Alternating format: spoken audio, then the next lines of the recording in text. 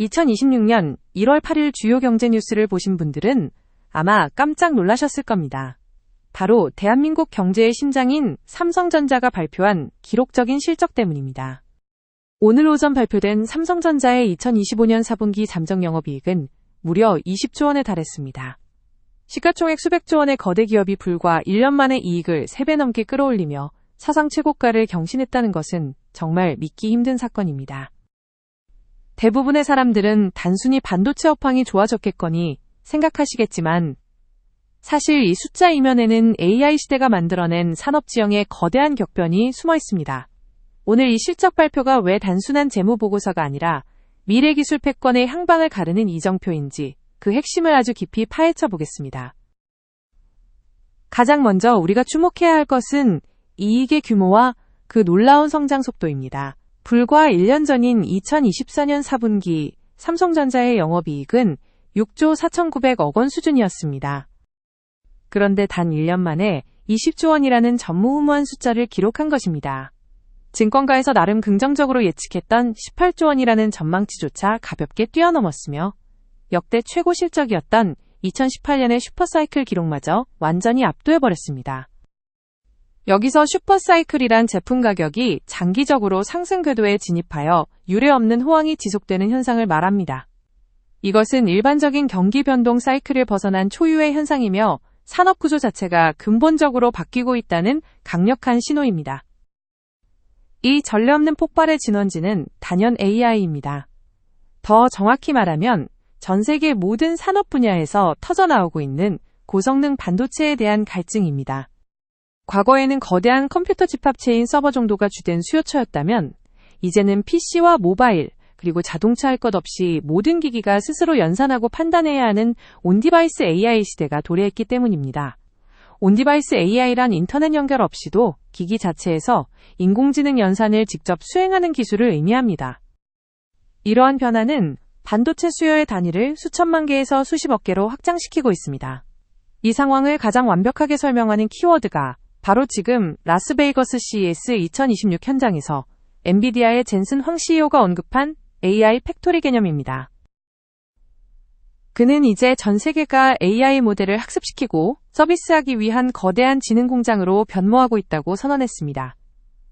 과거의 공장이 전기를 쓰고 물건을 만들었다면 이제는 반도체를 연료 삼아 데이터를 학습하고 지능을 생산하는 시대라는 것입니다.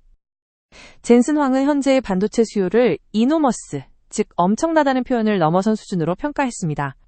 실제로 맥쿼리 증권의 분석에 따르면 전 세계 디램 시장 규모는 2026년에는 3,110억 달러에 달하며 2023년 대비 6배 이상 성장할 것으로 보입니다.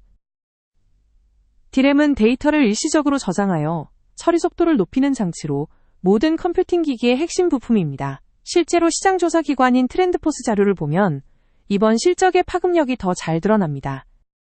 작년 4분기 디램 계약 가격은 전년 대비 무려 313% 급등했습니다. 하지만 더 무서운 점은 이번 분기에도 직전 분기 대비 60%가량 추가로 오를 것이라는 전망이 지배적이라는 사실입니다. 수요는 폭발하는데 이를 만들어낼 팹, 즉 반도체를 실제로 찍어내는 생산시설은 한정되어 있으니 가격 상승세가 꺾일 기미가 보이지 않는 것입니다.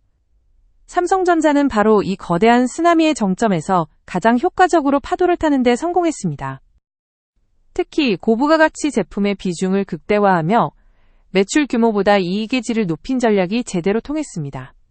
하지만 이 화려한 실적의 이면에는 아주 묘한 명암이 존재합니다. 이번 분기 전체 이익 20조 원 중 무려 17조 원이 반도체 사업부인 DS 부문에서 나왔을 것으로 분석됩니다. 여기서 DS란 디바이스 솔루션스의 약자로 삼성전자의 부품 사업 전체를 총괄하는 조직입니다. 전체 이익의 85% 이상을 반도체 사업 혼자서 담당한 셈입니다. 여기서 우리는 아주 흥미로운 역설과 마주하게 됩니다. 바로 모바일 사업부인 DX 부문의 고민입니다. DX는 디바이스 익스피리언스의 약자로 스마트폰과 가전 등을 담당하는 완제품 부문입니다. 스마트폰의 성능을 결정짓는 가장 핵심적인 부품이자 가장 비싼 부품은 역시 메모리 반도체입니다.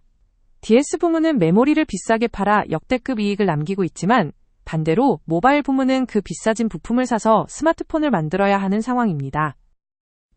부품 가격이 천정부지로 치솟으면서 스마트폰 제조 원가 부담은 눈덩이처럼 불어났고 결국 모바일 사업부의 이익은 전년 대비 오히려 감소할 것이라는 우울한 전망이 나오고 있습니다. 한 지붕 아래에서 부품을 파는 형은 웃지만 완제품을 만드는 동생은 울상을 짓는 아이러니한 상황이 벌어지고 있는 것입니다. 이것은 결국 소비자들에게도 큰 영향을 미치게 될 것입니다. 실제로 삼성전자 내부에서도 메모리 가격 상승에 따른 제품 가격 인상이 불가피하다는 목소리가 나오고 있습니다. 앞으로 출시될 갤럭시 신제품들의 가격이 우리가 예상하는 것보다 훨씬 더 큰 폭으로 오를 수 있다는 신호입니다. 부품 사업의 대박이 완제품 사업의 부담으로 이어지고 결국 그 비용을 소비자가 분담하게 되는 구조입니다. 삼성전자 입장에서는 기록적인 실적에 기쁘면서도 완제품 시장의 수요 위축을 걱정해야 하는 복잡한 처지에 놓였습니다. 그렇다면 삼성전자는 이 복잡한 상황을 어떻게 돌파하려 할까요? 그 해답은 바로 HBM, 즉 하이밴드위스 메모리에 있습니다. HBM은 여러 개의 D램을 수직으로 높게 쌓아 올려 데이터 처리 속도를 혁신적으로 높인 제품으로 AI 시대의 심장이라고 불립니다. 기존 D램이 2차선 국도였다면 HBM은 여러 층을 아파트처럼 쌓아 만든 16차선 고속도로에 비유될 만큼 압도적인 성능을 자랑합니다. 현재 삼성전자는 HBM3 제품의 안정적인 양산과 공급 체계를 이미 완성한 상태입니다. 그리고 이제는 차세대 표준인 HBM4의 최종 인증과 양산 수율 최적화에 전사적인 역량을 집중하고 있습니다. 수율이란 생산된 제품 중 합격품이 차지하는 비율을 뜻하며 이는 수익성과 직결되는 핵심 지표입니다. 반도체 부문의 수장인 전영현 부회장은 최근 주요 고객사들로부터 삼성 이즈백, 즉 삼성의 귀환이라는 평가를 받았다고 자신 있게 밝혔습니다. 한동안 경쟁사의 주도권을 내주었다는 우려를 완벽히 씻어내고 다시 한번 메모리 제국의 왕좌를 공고히 하겠다는 선언입니다. 특히 HBM4는 단순히 메모리를 쌓는 것을 넘어 고객사의 맞춤형 로직 반도체를 함께 결합하는 하이브리드 형태로 진화하고 있습니다. 삼성전자는 반도체 설계와 생산 그리고 패키징이라 불리는 조립 공정까지 한 번에 처리하는 토탈 솔루션 역량을 보유하고 있습니다. 이러한 강점은 설계만 하거나 생산만 하는 경쟁사들과 차별화되는 삼성전자만의 강력한 무기가 될 것입니다. 시장 분석가들은 특히 두 가지 포인트에 주목하고 있습니다. 첫째는 구글이나 마이크로소프트 같은 빅테크 기업들이 엔비디아 칩에만 의존하지 않고 자신들만의 맞춤형 AI 칩을 직접 설계하기 시작했다는 점입니다. 빅테크는 거대 IT 기업들을 통칭하는 말입니다. 이런 맞춤형 칩에는 그에 최적화된 맞춤형 HBM이 필수적이며 여기서 삼성전자의 맞춤형 제작 능력이 빛을 발할 것입니다. 둘째는 역시 AI 반도체의 절대 강자 엔비디아와의 전략적 협력 관계입니다. 삼성전자는 이미 대규모 양산 체제를 바탕으로 엔비디아 가속기 공급망의 핵심 축으로 자리 잡았습니다. 이제는 단순한 납품을 넘어 차세대 AI 아키텍처 설계 단계부터 긴밀히 협력하는 단계로 발전하고 있습니다. 이는 삼성전자가 향후 몇 년간 AI 반도체 시장의 성장을 고스란히 수익으로 연결할 수 있다는 가장 확실한 보증수표입니다. 결국 오늘 우리가 목격한 20조 원의 영업이익은 단순한 숫자가 아닙니다. 이것은 AI라는 거대한 기술혁명이 제조업의 질서를 어떻게 재편하고 있는지 보여주는 생생한 증거입니다. 전통적인 제조업체로 분류되어 낮은 평가를 받던 삼성전자가 이제는 기술 플랫폼 기업으로서 리레이팅, 즉 주식시장에서 기업의 가치를 새롭게 매겨 주가를 한 단계 끌어올리는 재평가를 받고 있는 것입니다. 리레이팅은 단순한 가격 상승을 넘어 기업을 바라보는 시장의 시각 자체가 완전히 바뀌었음을 의미합니다. 우리는 지금 인류 역사상 가장 급격한 기술 변혁의 초입에 서 있습니다. 전 세계의 지능을 책임지는 AI 팩토리가 늘어날수록 그 공장의 핵심 부품을 쥐고 있는 기업의 권력은 더욱 공고해질 것입니다. 이번 실적 발표를 통해 삼성전자는 자신들이 단순한 하드웨어 제조사가 아니라 AI 인프라스트럭처, 즉 인공지능이 돌아갈 수 있게 만드는 기초적인 기반 시설의 핵심 파트너임을 전 세계에 증명했습니다. 마지막으로 여러분께 질문을 하나 던지며 마무리하고 싶습니다. 젠슨 황이 말한 AI 팩토리 시대에 반도체 생산 시설은 특정 국가와 특정 기업에 점점 더 집중되고 있습니다. 이러한 자원의 독점과 집중이 미래 글로벌 경제 구조와 국가 간 기술 패권 경쟁에 어떤 나비 효과를 불러올까요? 나비 효과란 작은 변화가 결과적으로 엄청난 변화를 초래하는 현상을 말합니다.